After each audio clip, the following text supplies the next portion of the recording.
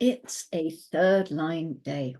We are looking at gate 24 in the third line, and it's called the Addict. Ra tells us that our third lines are the most courageous beings. There is nothing quite like them. A third line has a kind of a blind courage. It bumps into things and then it bumps into other things, and it's almost like a pinball machine, but it's got that built-in airbag. It's resilient. It's adaptable to whatever it is that it's bumping into. They are designed to engage with the other and then to step away.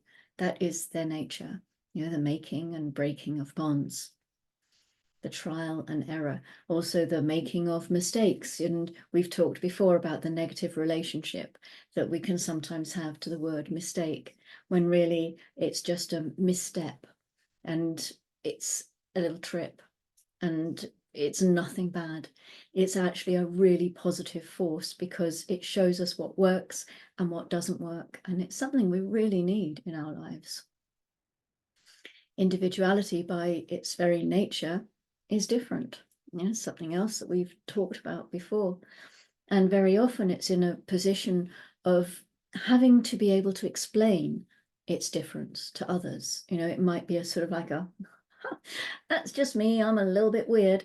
It's that kind of sort of almost needs to justify its difference, because it can be alarming to the collective and to the tribe when they come across someone has this individual knowing. Oh, and that's not just people who have a whole channel in this circuitry. It's any gate, actually, in individuality. There are some, like the throat gates, particularly that 2343, that can blurt out, well, it's the genius freak channel, which tells you quite a lot about its energy. But we're looking through it in the, when we had the 24 and the, here in the 24 with the 61, that channel there is also it's inspirational. It comes in a moment. The 1-8, I mean, all of them, actually, they all have that moment of like, weird, okay. And although there can be the impetus or the feeling that you have to explain what it is, actually, you really don't. Because none of this needs explanation. It's like melancholy. We don't explain our melancholy. If we are emotionally defined, we don't need to explain our wave. It's a chemical thing in our body. But it's something that can be quite difficult when you've got other people saying to you, but why? Why are you whatever it is you are? Why are you? I just am. This is my nature. I just am. Or even I am. Forget the just. But wherever you find individuality within your design, you carry this energy to explain yourself. You carry this difference. You carry the melancholy. It's the genetic continuity. It makes sure that we all have all of these things. So the lifetime learning that we find in the 24-3, it's the powerful attraction of regressive forms. And in the exaltation, we have the ultimate, though difficult, triumph over regression, the difficult but possible task of overcoming irrationality. So when the knower cannot know, they do not know, and they cannot force their knowing, they can try to force their knowing. Even though they know they can't, they still try. And there are times when that energy comes through and it can seem totally irrational to anybody else. There are times when the knowing does come through and it's totally irrational to anybody else. And this is when you find that energy comes up that I have to explain myself. And that can kick in again and again. The 24-3 is forever being seen as an irrational being. This is just the nature of the line. It's something that's very, or can be very difficult to deal with. As a third line, it's introspective. They're not interested in hearing from anybody else. As an individual, they're not interested in hearing from anybody else. And they certainly don't want to hear from someone that they're being irrational when they bring forth their knowing. They're likely to break a bond right there. So in the detriment, we have the addiction and regression legitimized by success. Irrationality maintained and legitimized by success. Ra said that very few people ever understand this line.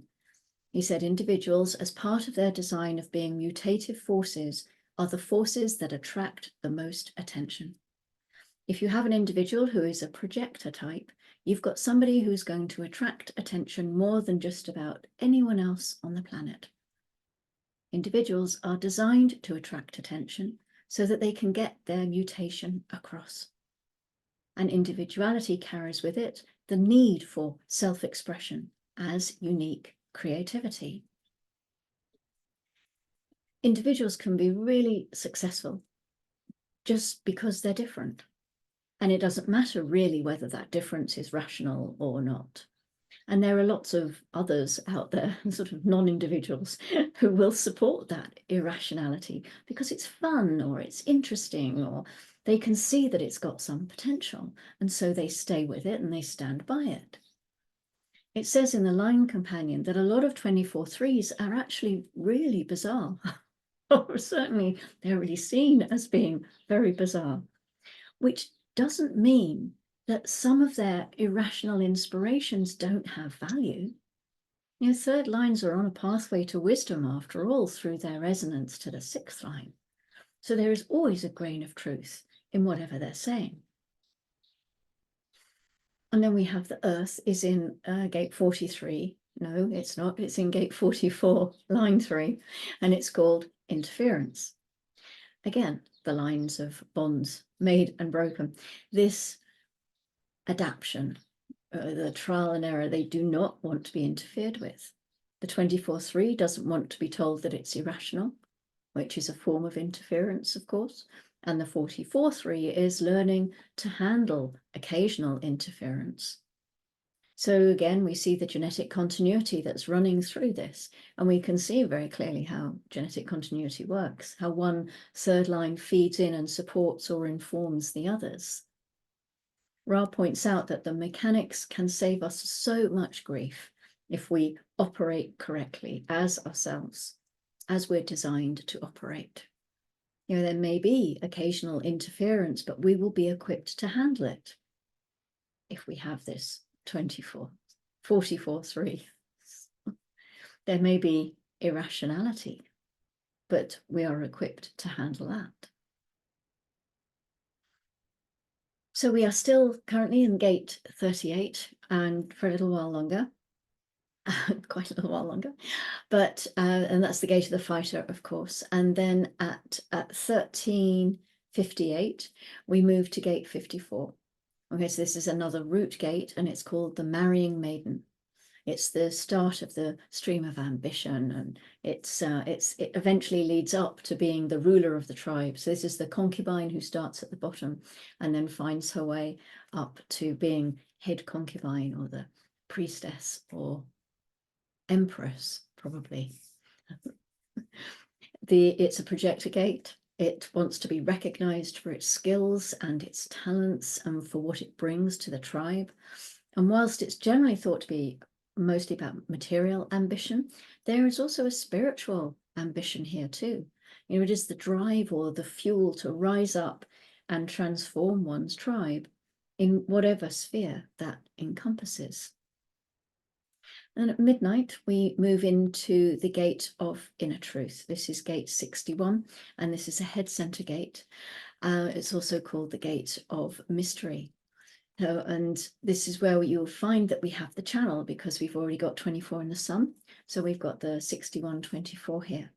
And this is a pressure because it's in the head. So it's the pressure to think about life in a weird and mysterious way, unconventional way. It has a pulse energy. It can be spontaneous in its knowing, a knowing that can be inspirational and mutative. And this is something that runs through individuality. It carries the mutation. as we talked earlier, there can be a looping quality to this channel, the same thoughts or a piece of music or something's going over and over and over. And gate 24 is called the returning. This is part of its function. But there can be sudden breakthroughs, which is what happens further down in the 4323. Sudden inspirations that then become knowings in the moment. And then at 9:57 tomorrow morning, just before we slip into tomorrow's transit report, we have gate 60. And that's the gate of limitation, the gate of acceptance. And this is the root center. And it gives us a channel. And the channel is called mutation. And this is between the sacral and the root. So gate 60 is meeting Venus here in gate 3. So as you might guess from the name, this is a channel that carries an energy for radical change, bringing that out into the world. It's unpredictable and it's impactive. These are words we can apply to the whole of this circuitry. It's individuality, of course. All the gates that we've looked at here are not the 54 actually, but the 38 that we had earlier, the 61 and the 60, and of course the 24 where our sun is at the moment. These are all individual gates. So they all are carrying that pulse, and they are all carrying the mutation and the melancholy that goes with that. So there's lots of potential for melancholy today. There's also lots of potential for the creativity that goes with that. So how is that playing out in your experience? How's your day going? Are you well? Everything good with you? Are you aware of maybe being a bit different today? Thinking new thoughts, not sure where they came from? Maybe spontaneously impacting people around you with your mutative energy. Or perhaps you're the one being changed. I hope you have a good day. And I will be back tomorrow for a fourth line. I was going to say 32-4, but it's not. So I will be mutatively impacting you by giving you completely wrong information. 24-4 tomorrow. Go gently. I will see you then. Bye-bye.